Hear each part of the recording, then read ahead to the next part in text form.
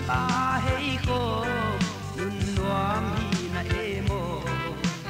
dang eng lo kon lai nuam lo ya bang sun di san chiang sal mang de kin sul hong hei ki ko o so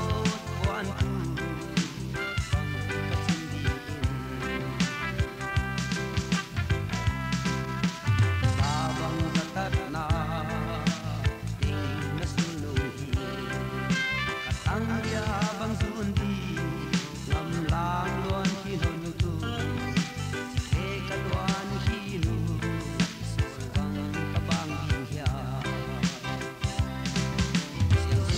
ta hei ko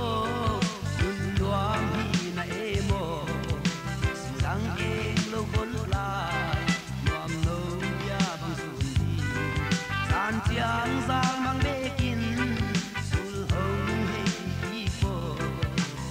o so kwan tu bang ka chin di in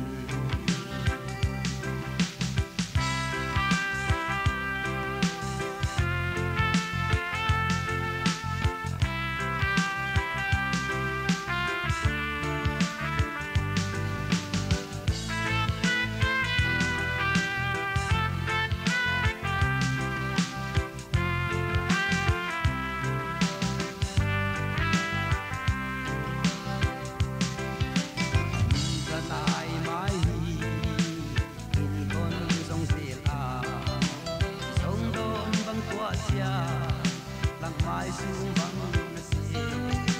na dua sang i ham pa ya patin ding mo yang sung ta hei ko